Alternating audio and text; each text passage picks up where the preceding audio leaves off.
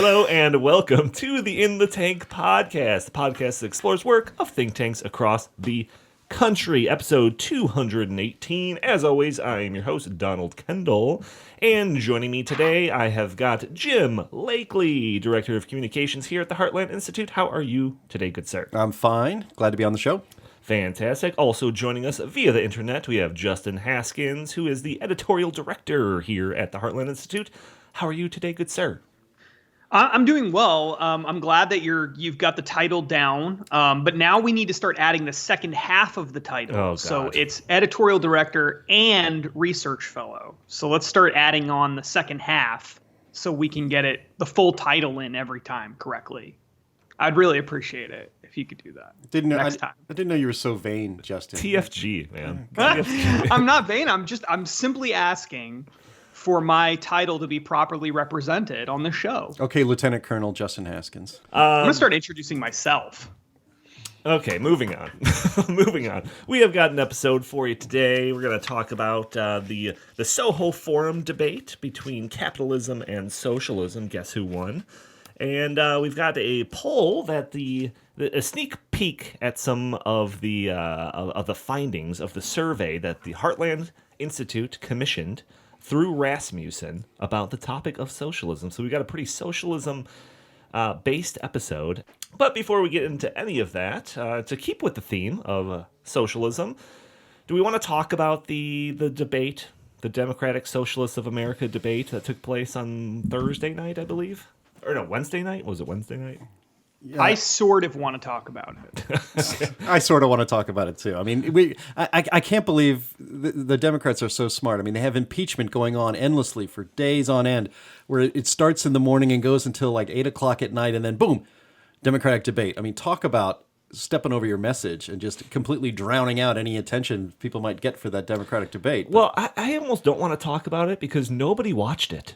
Apparently, it was like the least viewed debate by far. Like the ratings were just insignificant. More people probably watch clips on Twitter and on blogs than they actually watch the real thing. Right. So yeah, I don't know. It was probably all the same stuff. I literally did not watch any of it. So you could fill me in if there's something that I'm missing. All I know is that Joe Biden made another couple of gaffes, which has just become standard. That's like the thing. That's like the center box of your bingo card when you're doing this. It's the free space. Yeah, exactly. It's the free space. You just count on it happening. So I don't know. Jim, do you have any takeaways before we move on to another subject? Well, I mean, the clip from Joe Biden that got so much attention was, he just had brain farts and he couldn't speak and he's stammering and he's not making any sense. I mean, the number of gaffes he made were pretty amazing. But, he bragged about that. He didn't just support the Violence Against Women Act. I wrote it. And he talked about there's no excuse ever for any violence against women unless he said it's in self-defense. So a man should never hit a woman unless it's in self-defense. And the police went, what? What? Okay. I don't know, is she being too mouthy or something, Joe? I mean, what exactly are your standards for self-defense? I don't think people consider that way. So we might have a clip here, actually, that's good. There's another great Joe Biden gaffe that we should probably get to. Right. It has become standard. And he's also the front runner by a pretty wide margin here. But yeah, here's the clip. Between 15 and 25 and found out, I said, what do you need to make you safer on college campuses and on your schools? You know what they said? Get men involved. Engage the rest of the community. And that's when we started this movement on the college campuses to fundamentally change the culture. No man has a right to raise a hand to a woman in anger other than in self-defense, and that's rarely ever occurs. And so we have to just change the culture, period, and keep punching at it and punching at it and punching at it. It will be a big, no, I really mean it. It's a gigantic issue, and we have to make it clear from the top, from the president on. Just a great choice of words there, Joe Biden. Yeah, let's punch at the problem of domestic violence in this country. It's so ridiculous. I love how he doesn't just say it once too. It's like for emphasis. It's like you got to punch at it and punch at it and punch at it and punch at it. You got to beat in his submission. Beat it bloody. You just got to keep punching. Yeah, you got to put that problem in the kitchen where it belongs. And then like the crowd even starts laughing because they realize it. And he's like, no, I'm serious. We got to keep it. And he just like reiterates. He made it worse. He like doubled down on it. Unbelievable. Your Democratic Party frontrunner, ladies and gentlemen. This man is the man who's going to take out Donald Trump. Yeah. Justin, you had a takeaway from this, right? Yeah, my takeaway is, so I did not watch the debate, in fairness, because it's pointless at this.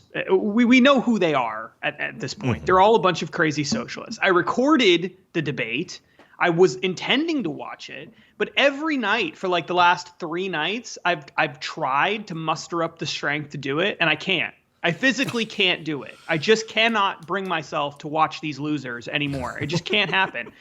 And the thing that bothers me the most about it is that there's so many of them.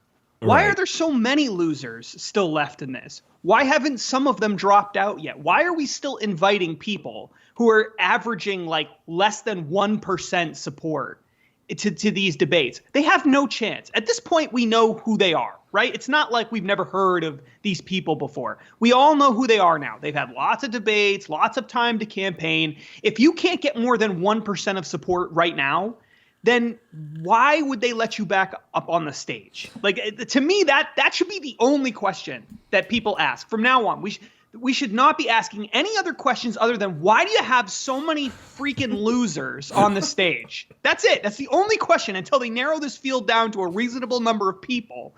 It should be, why do you have so many losers on the stage every time you have a debate?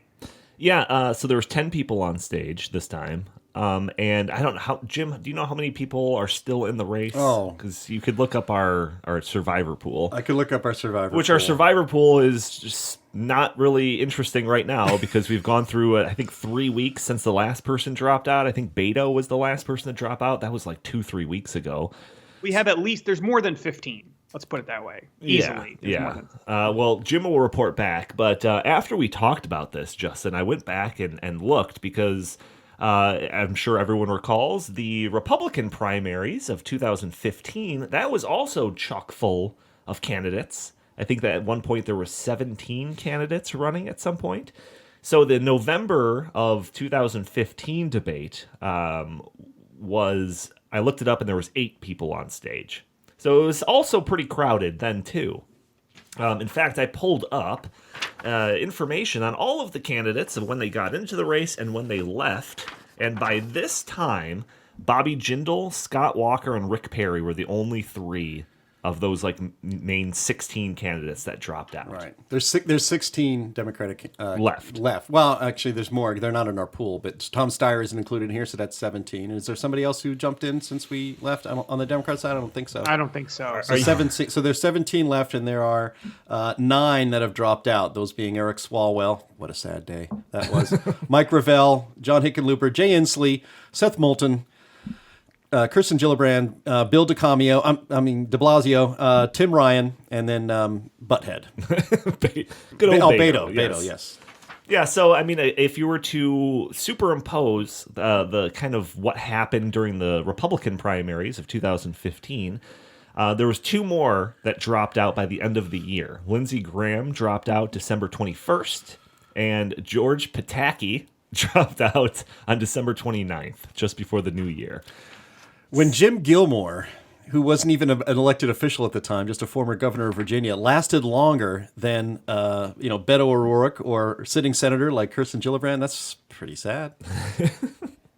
There's a couple more things here. Okay, so the big month for dropouts for the Republicans was in February, where you saw Mike Huckabee, Rick Santorum, Rand Paul, Carly Fiorina, Chris Christie, Jim Gilmore, Jeb Bush, all dropped out. It really narrowed the field down to 5 people throughout the rest of that. Well, I think we're going to see a lot of these Democrats drop out over the holidays to spend more time with their family. I think. You think so? I think it's probably a pretty good time for for some of these losers in Justin's terms to drop out. I mean, John Delaney. I mean, what are you doing? What are you doing campaigning or trying to campaign when you should be enjoying Thanksgiving and Christmas with your family? Same thing with Klobuchar and Michael Bennett. and Julian Castro. It's like, come on, you're not going to be the nominee. You're probably not even going to be a cabinet secretary, even if Elizabeth Warren or Bernie or Joe Biden gets elected. So, let's just stop pretending. Your family would love to see you, pass the yams and play Santa. So just do that. Yeah. But I don't blame them. I don't blame them at all, because as long as you keep putting them up on the stage, why not stay in? Because this is like a big advertisement for them, national advertisement that they normally would never get. Like, nobody cares about Amy Klobuchar. This is the most FaceTime America's had with that woman in her whole life. So she's going to take advantage of that. It's up to the adults in the room, and I don't think there are any left in the Democratic Party, but it's up to them to say, okay, 10 people is too much at this point in the race. We need to narrow this thing down a little bit.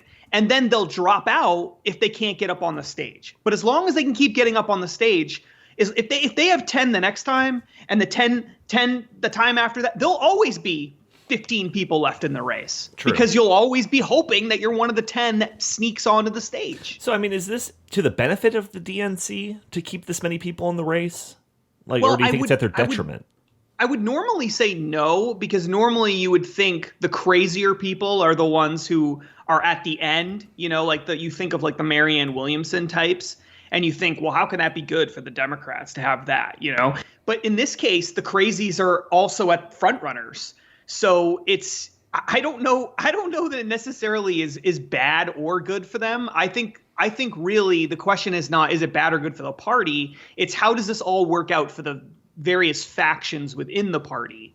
And I think from the perspective of both sides, whether you're a far left person in the Democratic Party and you want a socialist like Bernie Sanders or Elizabeth Warren, or you're more of a quote moderate, none of them are really super moderate at this point. But if you wanted someone who's more moderate than a socialist, then like a Joe Biden type, then you would want those people to drop out of the race, the more moderate types who are at the bottom of the pack. And the same thing with the socialists. You'd want the more liberal types at the bottom of the pack to drop out, so that you can sort of coalesce your support around just a few people. Whoever does that first, whichever side does that first, has a really good chance of actually winning enough primaries to gain momentum to end up becoming the nominee. So it's just a matter of how long are these people going to stick in the race and ruin their coalition's chances of winning the nomination. Well, the Iowa caucuses are in February, correct? First week of February, I think. So I don't know. Yeah, I think so. I'm not going to look it up, but I'm pretty sure by memory that's when it is. Donnie's going to correct me if I'm wrong, and I'm never wrong, so he's wasting his time. But certainly, I mean, I guess I kind of maybe agree with you, Donnie. If you're here this long, it's only another couple months, 3 months more to get to the Iowa caucuses. And then when you get 1% of the vote, then yeah, you can probably drop out. What is it, February 6th? Jim was right. It's February 3rd, Iowa caucus. All right. So, yeah, I mean, so if you're in this long, and unless you're, what was it? Julian Castro said last month that he needed an emergency infusion of cash, or he's going to have to call it quits, and he got just enough to stick in there. He's one of my guys, so I gotta hope that he stays in there. I don't. Wayne Messam, stay in. Wayne Messam, yeah. You gotta stay in. But Castro's call for emergency funds was in October, and just to survive another month. I think he's probably the next to drop out, because he wasn't at the debates. In fact, so many of these guys were not at the debates. Castro wasn't there. Delaney wasn't there. Bullock wasn't there, I don't believe. So if these guys aren't even getting into the debates anymore, how much money do they have left? It costs money to travel the country and try to, gin up support. If I have to, I'm going to quote our President Trump and say boring, because that is what these debates are. They're not even real debates. It's just like a prolonged campaign speech, basically. They don't. But that's because there's challenge too many each other. People. No, it's not even less that. people. It's not even that. These people. They're not going to start fighting with each other until there's fewer of them. That's the thing. Sure, but it's boring. So let's move on, because we got more interesting stuff to talk about. Losers. They're all losers. Yes, boring losers.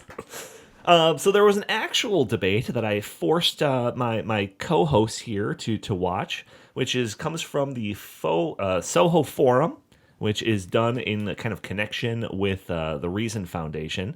It's a great kind of debate series that goes on. They've got them every month or so. I've watched a number of them. I do actually like your kind of standard debate, even though I don't necessarily think that they're too effective.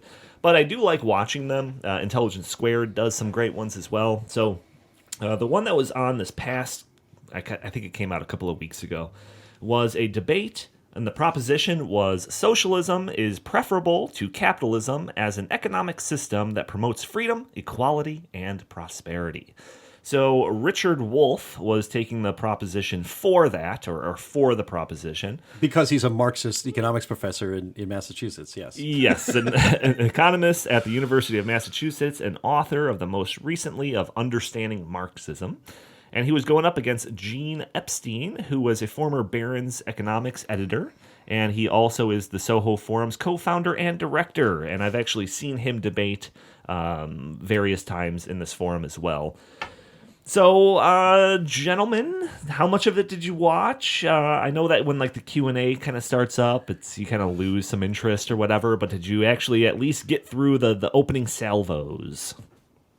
I did, yes.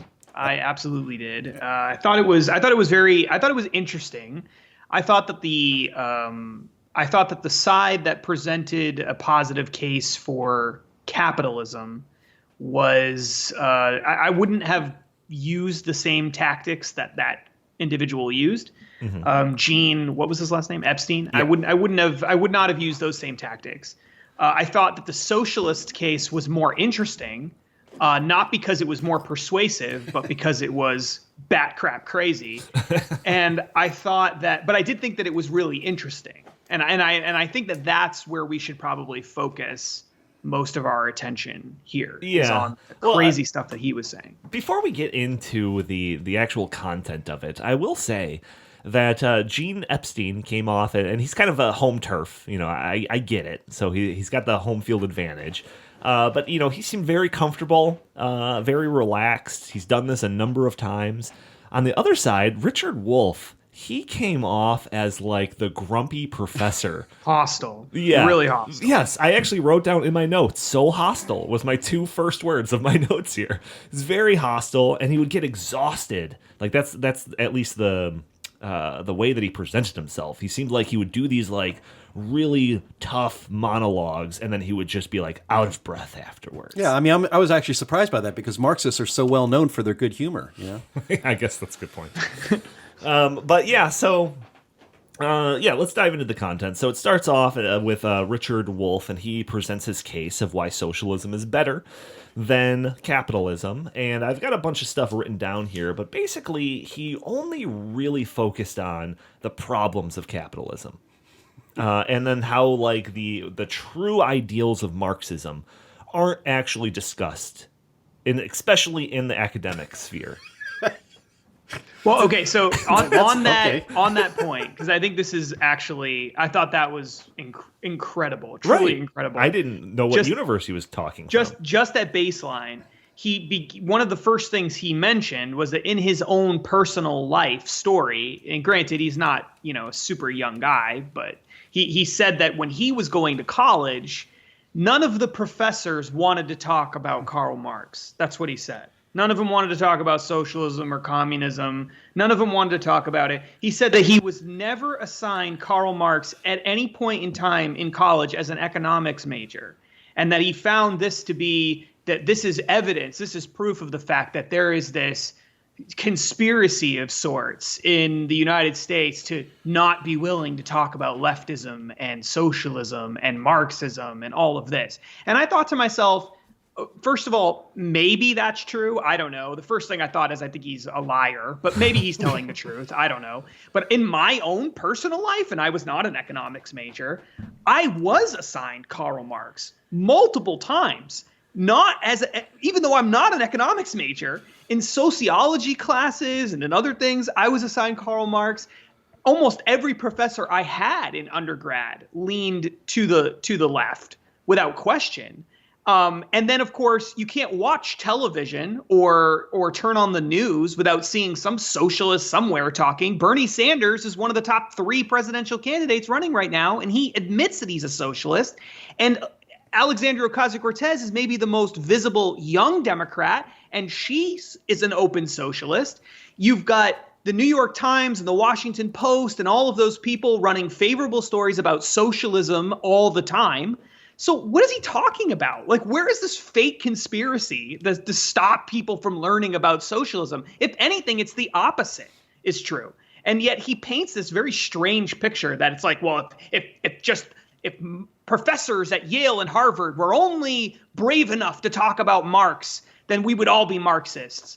It's like they are always talking about Marx. What are you talking about? Like, what universe do you live in?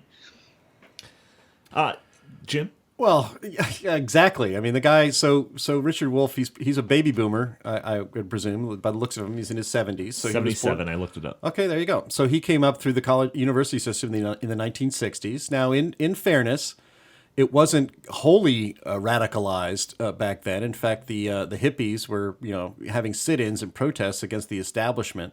And so perhaps, Justin, it is the case that he wasn't assigned Karl Marx, although I do find that a little hard to believe. But one of the phrases that stuck out to me when he was talking was that he said that when people talk about communism and socialism, they're talking about it from 75 years ago. Yeah. That modern socialism and modern communism is better than that. And I actually guffawed at my computer while watching that. I'm like, oh yeah, sure. Well, fine then. Let's talk about Venezuela then. How about that? That's not from 75 years ago. And that is a complete disaster. And so the idea that he's trying to sell that Americans or capitalists or free market folks have an outdated and incorrect view of Marxism and socialism is so absurd. I'm actually surprised that a man of letters, an academic, would even make such a thing, even if it was a throwaway line. Yeah, so Justin, you said you were assigned Marx. I know that I've done some Marx reading in my schooling. I can't pinpoint exactly where, but I can say pretty definitively that I have not been ordered to read any Milton Friedman or Hayek or von Mises or anything like that through my schooling. So maybe both sides of the spectrum aren't as representative as they should be. Yeah, exactly. I mean, what is he even talking? I mean, that was such a bizarre. That was such a bizarre sequence. And again, as if, let's pretend that we live in this universe where professors are not talking about socialism. Like, let's say that that's happening, which is laughable. Of course they are. But let's say that isn't happening. It's not like you can't find it if you're looking for it. Yeah. It's not like it's hiding, we're burning books. Scrubbed and we're from not the letting internet. people see what Marx really believed. Give me a break. Like, anybody anywhere can look his writing up anytime they want on their phone, on their computer, for free. Costs absolutely nothing. You can read as much Karl Marx as you could possibly ever dream of reading. You can watch videos of it. You can watch debates of it. If you want to learn about Marxism from Marxists, it is extremely easy to do. You don't have to go to college to do it. So again, the whole basic premise that he starts with, that everybody is confused because of it's being stripped away from the public sphere, is just absurd. So then another common refrain that he's got, and he repeats it several times, is that the idea that there used to be kings and their subjects, there used to be lords and their serfs, and now we have the employers and the employees. And he says that, since we moved away from the feudalism system or whatever, we democratized our political system, but we haven't democratized our economic system. And that basically every firm that exists in a capitalism system is its own little mini dictatorship. Yeah. So what is your response when you hear a socialism talk about that specifically, and then just the idea that we're all being exploited by our master overlords? Well, that was the other thing that struck out at me. I mean, like my head snaps when I saw that. It's like, oh, okay, great. That's very, very interesting. He said that the workplace is has not been democratized. I think that's the exact phrase that he used. And then he talked about how workers are exploited and whatnot. I'm like, well, the thing that Friedman and free market economists and heck, Adam Smith teaches us is that, the workplace is voluntary. If you don't like it, you can leave. Right. you really can. It's okay. And in a dictatorship, you don't have that freedom. That's right. So to call the workplace a little tiny dictatorships is so absurd. It's like, especially in today's economy, I mean, the jobs are plentiful. You can get, it's voluntary. And he complained that people are exchanging their time for wages, and that whole refrain. It's like, again, this is a voluntary interaction. If I don't like working for the Heartland Institute anymore because I consider myself being oppressed by a dictatorship of the ruling classes here at the Heartland Institute, I can leave. I can go somewhere else. And here's another thing I can do. I can start my own business. I can be my own dictator. In a Marxist society, in the Soviet Union, they told you what job you were going to have, and and that's the job you had for the rest of your life. You had no control, no choice. You didn't have the veto of your feet by leaving a job, and so he would replace I suppose, an immoral capitalist system with one in which people like him, smart people like him, of course, will make all these decisions for you for your own good. Boy, I'm sorry, I'm not convinced. That does not comfort me. Yes, yeah, no, that is definitely a thing that I noticed throughout this whole debate, was that he came off as this like a wannabe elitist. That's just like, if only I had my hands on the controls of everything, all of our lives would be so much better. And those people, when they are given the controls, they turn into the dictator. But Justin, are we operating in a system where we're just the workers are being exploited by the the workies, the employers, where it's basically tantamount to kings oppressing their subjects? Yeah, well, as it's already been pointed out, it's a the difference.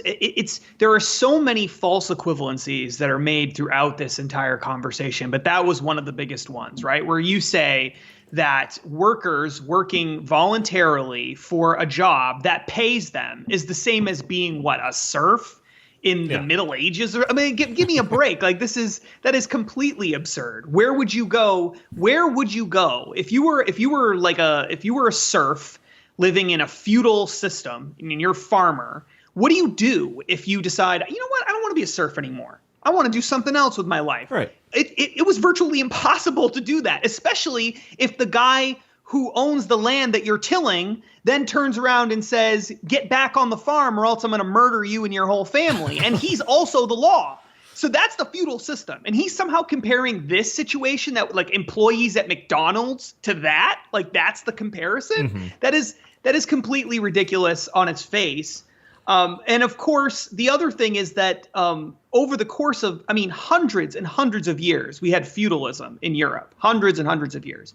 And throughout that period of time, the quality of life for your average person at the bottom of the rung really didn't improve very much. It didn't improve at all in many cases. In fact, they ebbed and flowed depending on what was going on, of course, in the world, and wars and famine and plague and all of that stuff. But life did not get consistently better. Yet in just the past 50 years here in the United States, it's very easy to show that in market-based economies throughout the world, not just in the United States, life has consistently been getting better for a very long time for everybody in society. That is absolutely unquestionable. It is completely undeniable. Mm-hmm. And the reason for that is precisely because the people working in the society are not serfs. That's the whole point. They have the ability to leave jobs they don't like. They have the ability to educate themselves and do something else, to start their own businesses, to live their own lives. And because of those freedoms that they have, freedoms that he wants to take away and give to the government, which is, how is that different than giving it to some king? I don't know. But that's the only reason why we've seen the progress, is the very thing that he hates. Right. It's just so bizarre. It's as if the guy has never read a history book before in his life, but he talks as though he's an expert in history. Well, one thing that I kind of noticed about his presenting style is like if he wasn't introduced as a professor, I'd have known that he was a professor. Just the way that he kind of talked, and he's like looking out at his classroom and just like mad that half of them didn't do their homework. Like, that's how he came off. And apparently, like before the show or whatever, like he was a little bit more joyful and not quite as sincere. So maybe it's just kind of like when he's on stage, like that's his persona, but whatever. But I was just thinking, like, he's talking about how the workers are being exploited by the employers in the same way that the serfs are being exploited by the king. And I was just thinking about like the relationship of like teachers to students. A relationship that he's been a part of his entire life, because he's been in academia his entire life. And like, so is there democracy in the classroom? Or is there a dictatorship from the teacher? Because I think it's more of the latter, but I don't know. So there is kind of a central point. Sorry, Justin, go ahead. No, I was just, the other thing that in relation to that is he talks about how absurd it is that we democratized our political system, but we didn't democratize our economic system. Mm-hmm. Well, that's because you can't do both. That's the whole point. If you democratize your economic system, then by definition, you're taking rights and freedoms away from your political system. You have to do the other side of that. So when we democratized our political system, it wasn't simply just to create democracy and that was a better way. We're going to trade one large group of tyrants for, instead of one tyrant, we get a large group of tyrants. That wasn't the point. The point was to have more freedom for individual people. And the best way to do that is to give power to as many people as possible. That's the whole point of democracy. And so what he wants to do is, he wants to democratize the economic system, but he also wants to take away all of those individual freedoms that people have in order to do that. So the whole purpose of democratizing our political system, again, was not just so that there would be lots of people making decisions. It was so that it was so that power wouldn't be vested into a small group of people or one person. And that's exactly what he's calling for. So again, it's like either he knows that's the history of those ideas and just lies about it, or he doesn't know that and he's a fool and there's really no reason to listen to him. I think he's a fool and there's no reason to listen to him. And I think one of the things, it's the way the debate is framed. I mean, just the whole phrase, democratize our economic system. Break it down even more. Economic system. It's this idea that what did somebody create the capitalist system? Did somebody create? Because what a socialist, a Marxist capitalist system is actually created and directed by individuals, right? Capitalism is called life. It's called the natural free flow of capital and labor and goods among people making their own decisions and doing what they want. That's called the real world and the real life. It's the Marxists who have tried to impose a quote unquote economic system on the masses that they think, by their own values instead of the values of all the people. And that's the thing that's really important here, is that if anybody talks about imposing or even uses the term economic system, they're already giving themselves away as control freaks and potential tyrants. Because, look, what the real world is the free flow of capital and goods, the free exchange of capital, goods, and labor on a voluntary basis among the people making their own decisions. The invisible hand of Adam Smith says, all these millions, billions of decisions being made all at once, all around the world. And if you combine that with the rule of law and liberty, you have humans in its most sustainable and happy state as far as being, brought together in a society. Right. Everything else is the imposition of one form or another of tyranny. And so that's why obviously I'm not convinced by the Marxist professor, but when they talk about economic systems, we need to democratize. That's all just gobbledygook. Mm-hmm. All it means is a justification. They're trying to trick you into that these experts know best and they need to control the system.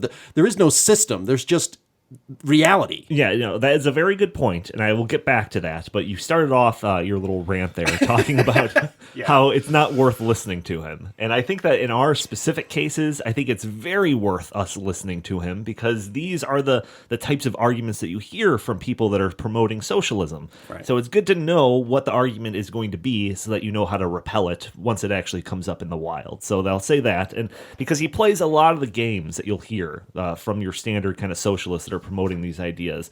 One is the moving goalposts, right? So what we thought of socialism in the past, that was the past. We don't actually believe that anymore. We believe this. And then when that fails, okay, we actually believe in something else. It's a moving the goalpost type of thing.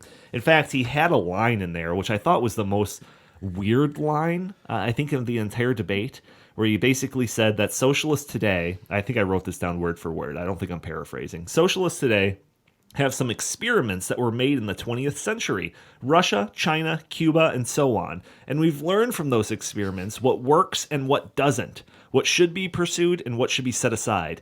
I wonder if the mass starvation of the Ukraine is one of the things that we should set aside. How are the writing off the hundreds of millions of deaths and exiles and starvation, imprisonment that happened under these socialist regimes is just chalked up to, oh, we broke a couple of eggs trying to make an omelet. Like that was like the weirdest thing to me. Yeah, it was really weird. Can you imagine if we applied that same principle to, like, let's just be very scientific about all of this, right? Let's just be extremely scientific.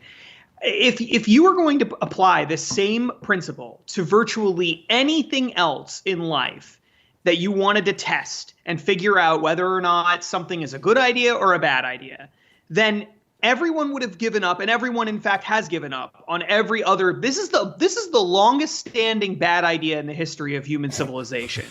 And all the bad ideas out there that continue to persist, this one has, despite ample evidence that it's a terrible idea, has continued to go forward. But, like, let's pretend that there was a drug out there that was killing 100 million people. 100 million people die from this drug. And the drug manufacturer comes back after 100 million people die and say, you know what? We've learned from our mistakes. We just need to tweak it a little bit. And then we'll just put the drug back out there again. And it'll be fine. Don't worry about it. Would anybody buy that drug?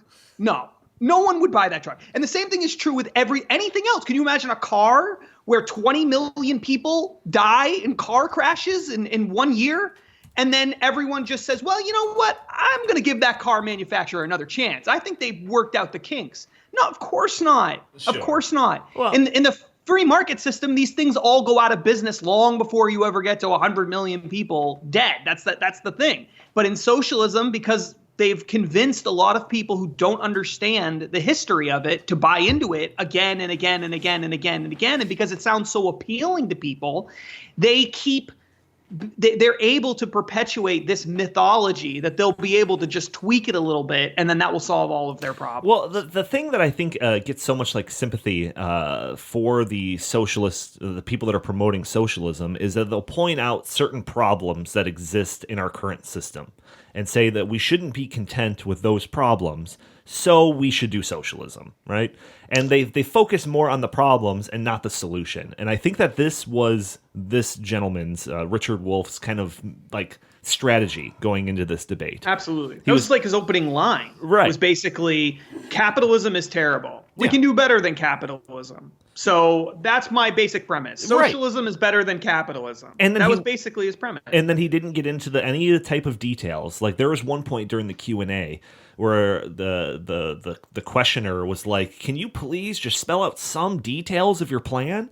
And then he spent like 5 minutes monologuing about why we can do better. And then we've been tricked into thinking that we can't do better. There are no details. And Karl Marx had no details. None of them ever have details because there is no way to do it. They believe there's a way to do it, but they just don't even know what that way is. Right. And socialism has never actually effectively in its utopian state ever come into existence. Well, and so if you said to somebody, can you show me actual data, some kind of data, just any data at all, to show that socialism works, they would not be able to show you anything. Nothing.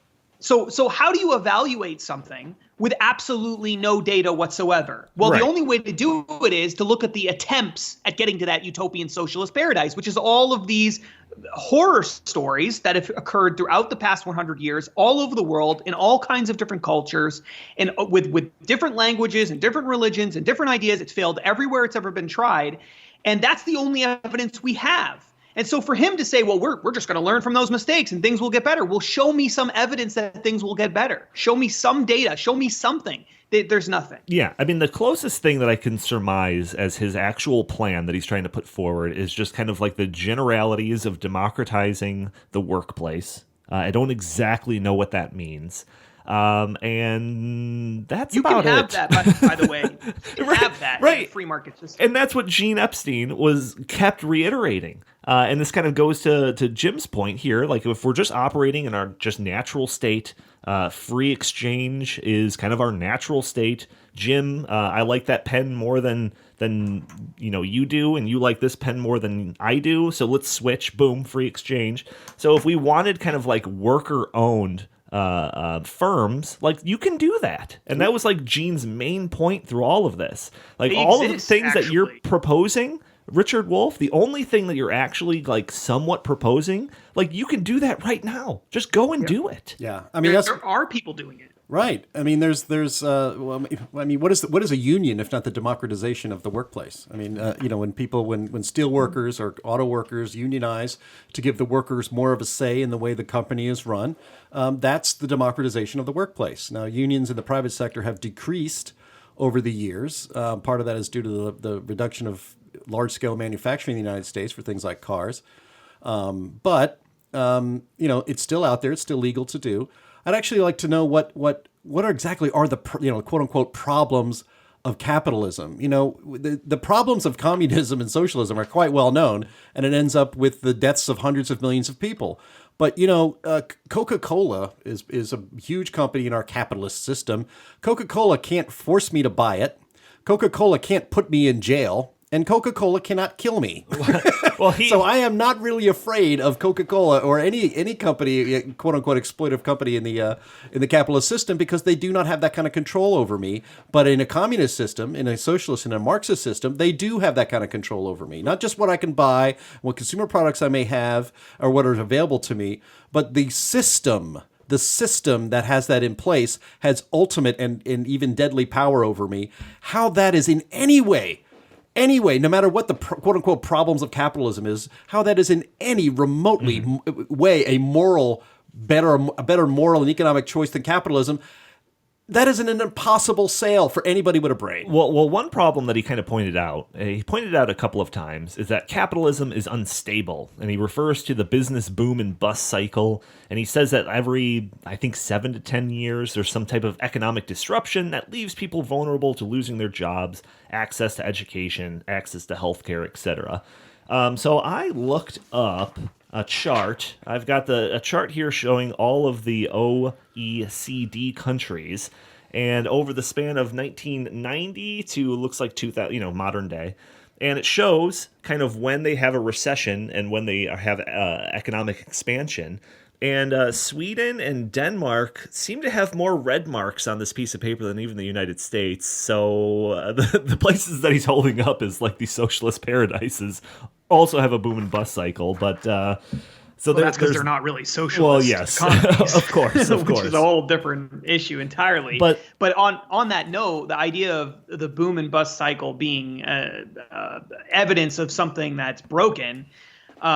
Can you show me one example of a socialist society where they haven't had booms and busts, so to speak? Well, their busts are like mass executions. Exactly. They're mass executions. There are people getting rounded up in prison camps, and I mean it's like the idea that whatever problems we have in our economic system that we have in the United States, and there are plenty of problems with that, but even in the most free market system, whatever problems you have pale in comparison to the problems that we're talking about with socialism and communism. So again, it's up to him to show people evidence that his ideas work.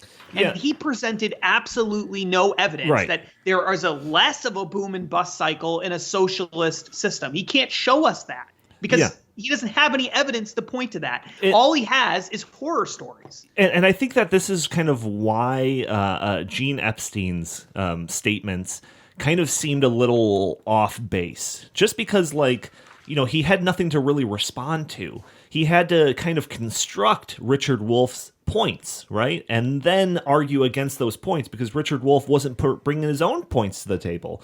So he had to kind of create Richard's, ideal scenario and then explain why that's bad.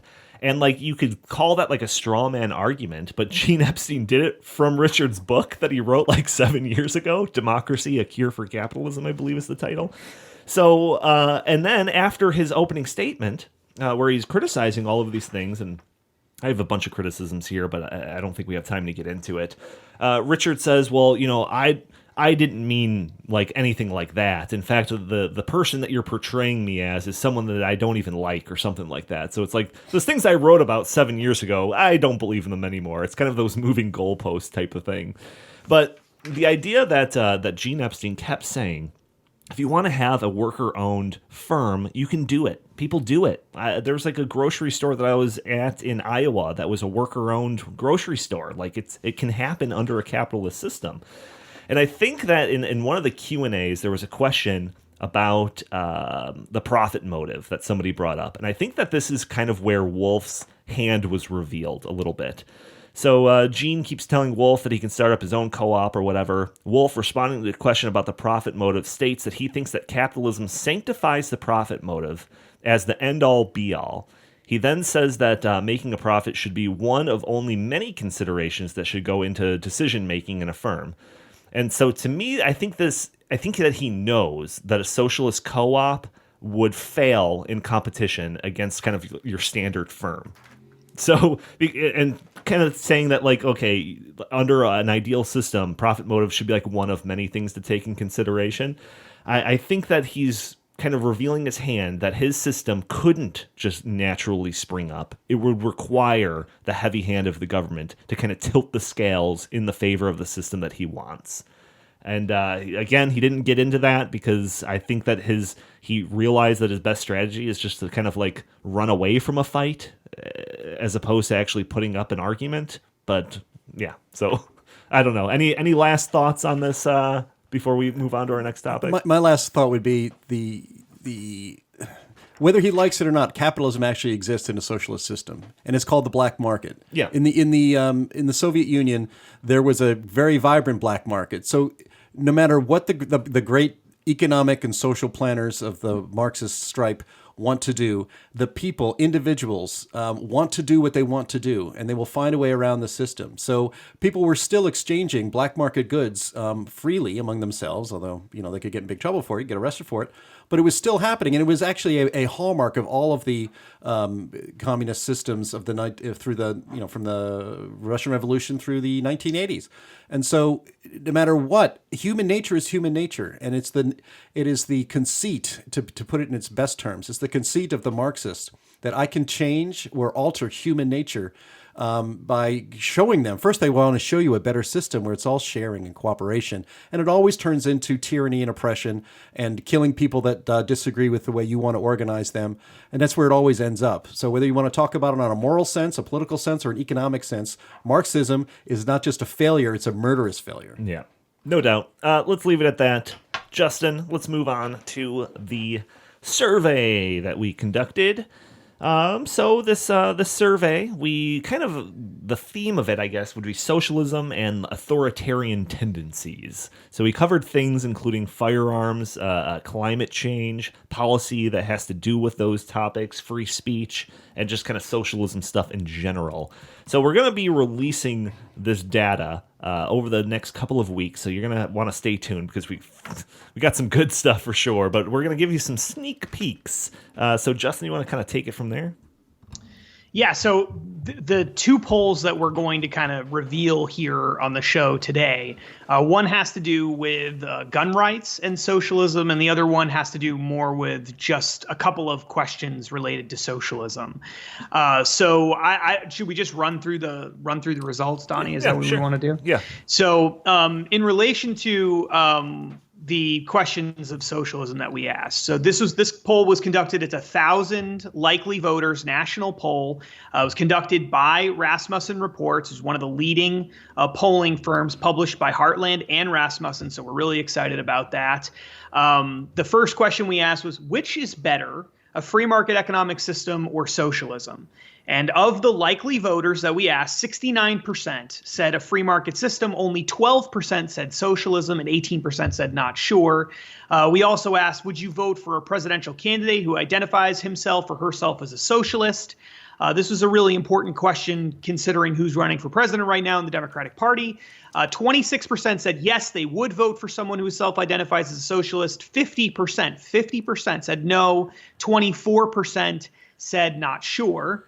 And then we asked favorability questions about Bernie Sanders and Elizabeth Warren, which we can get to a little bit later. And we talked also and then we asked some questions about gun rights.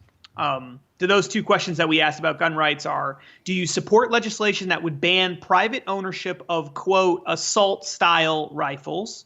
49% of likely voters said yes, 43% said no, 8% said not sure. And the next question was, do you support repealing the Second Amendment, which currently guarantees Americans' right to bear arms? 24% said yes, 66% said no, 10% said not sure. Right. So I think before we get into, some of the details of how that all worked itself out, I think, do we have anyone want to provide their initial thoughts for those results? It's on a baseline, it's kind of interesting. Only 12% picked socialism, so I kind of count that as like a good thing. But it's when you start breaking down the kind of the crosstabs of these surveys is where it starts getting pretty interesting, or at least the demographics. We'll start with that. So that first one, do you prefer a free market economic system or socialism? Only 12% said socialism. 19% of the age group of 18 to 39 said they picked socialism. 19%, which was more than double of any other age demographic.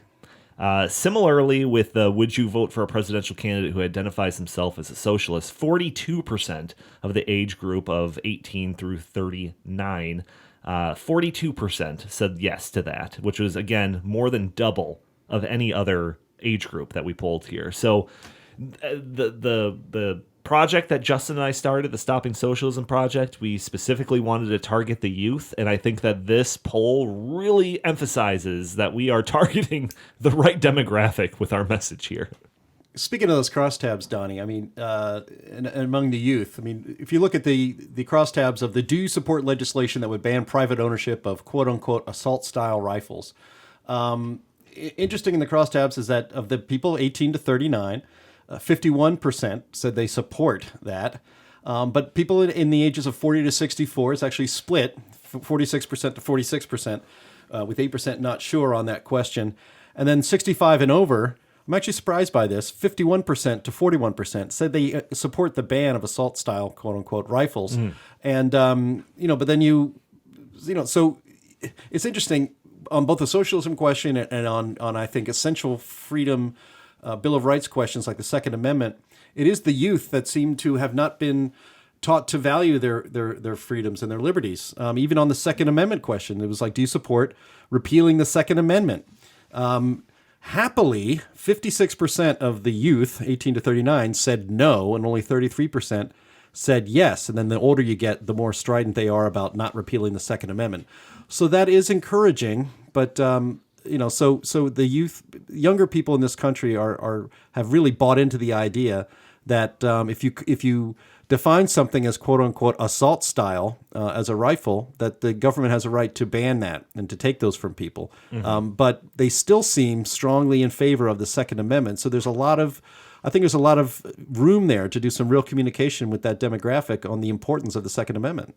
Yeah, I think the other thing that's interesting about the assault rifle data that we got was that I think of all the gun control laws that are out there, this is the one that I would think would have the most support because it's just in the news all the time, and people, when they think of assault style rifles, they don't even really know what it means, but they imagine military weapons, and they think that this is just this is only the only kind of this should only be on the battlefield. You hear that all the time. People like Beto O'Rourke say these are weapons were made for the battlefield and all of that. And so you would think of all of them, this would be the one that most people, even middle of the road people, would be in favor of. But less than half of the independents that we polled, 43%, said that they favored banning assault-style rifles. So that means that more than half of all independents, which is the group of people you would think Democrats would be most interested in appealing to on this question, either weren't sure or they didn't support the ban.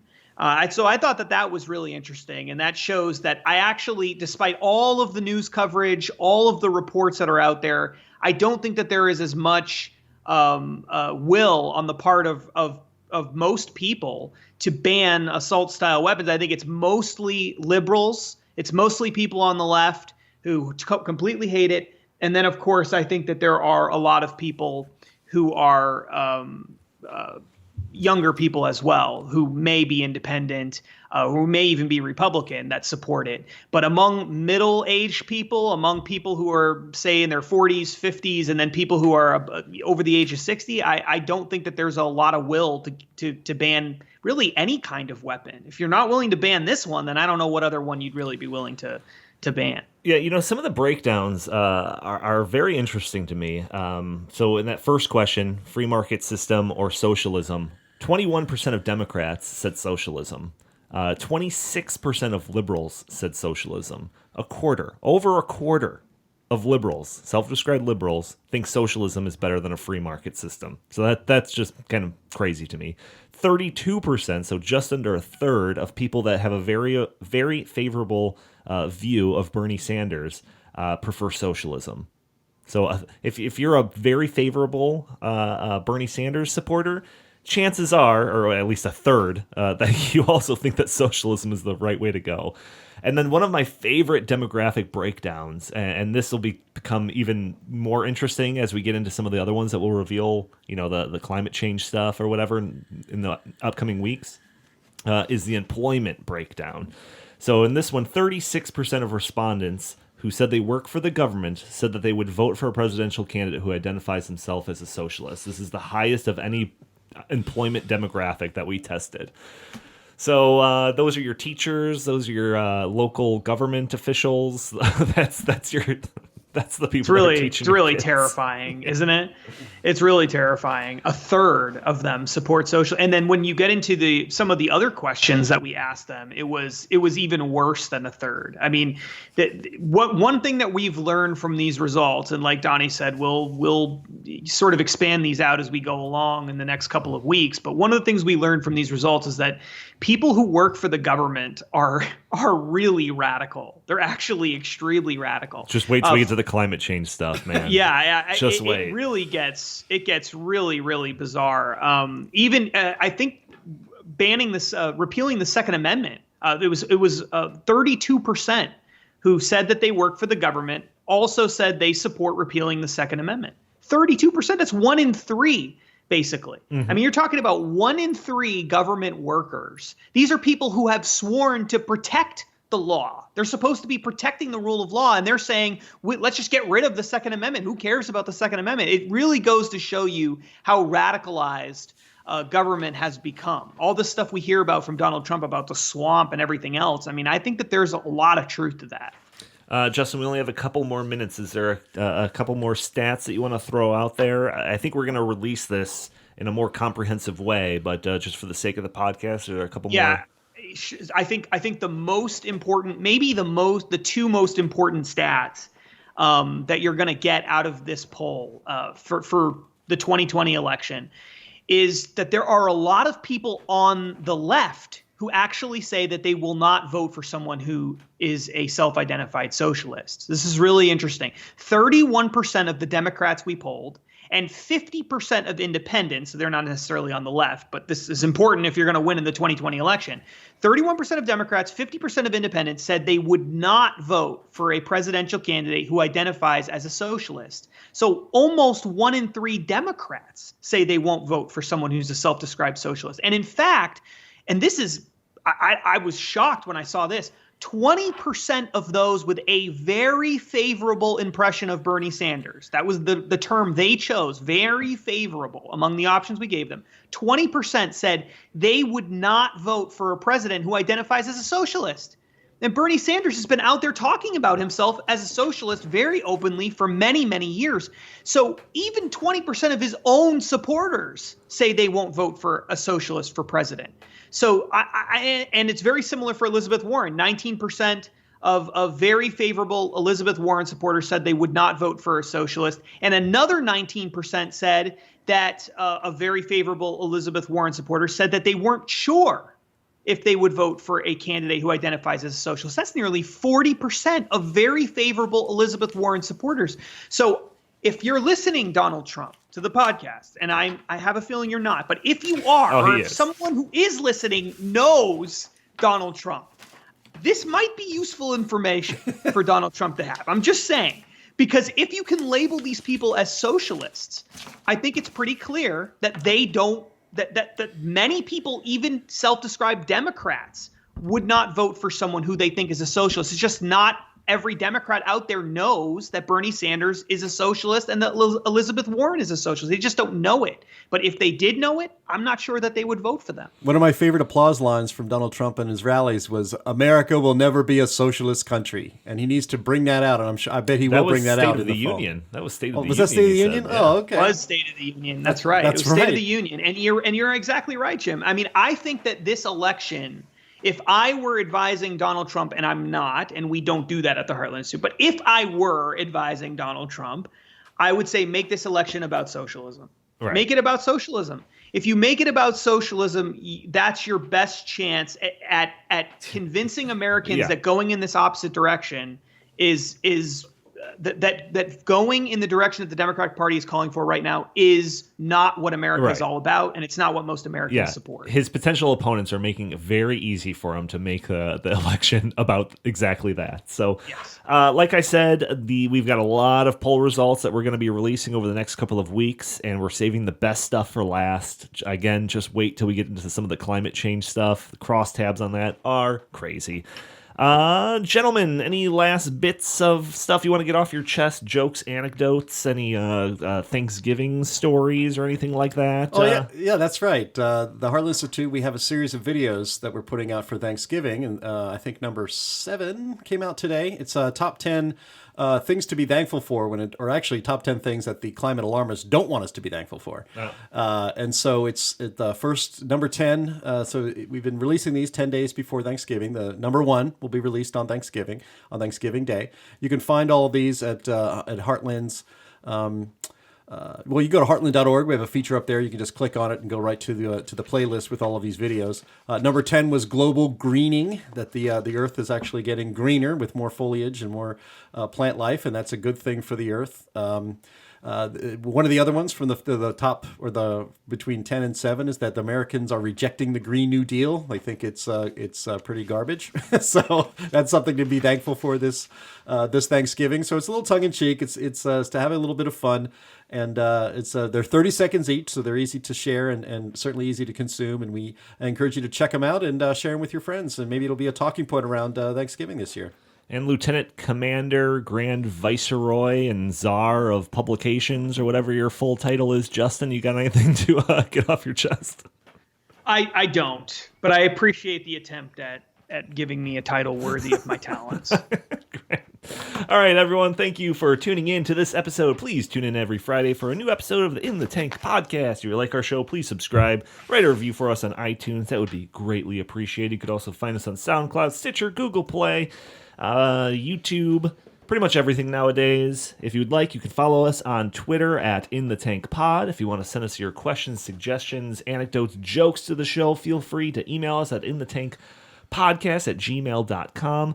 Jim, where can the fine people find you? They can find the Heartland Institute at HeartlandInst on Twitter, and myself, I'm Jay Lakely. And Justin, same question. Where can the fine people find you? At Justin T. Haskins on Facebook and Twitter. Look for the big, beautiful blue check mark. Thank you all for tuning in. We will talk to you next week.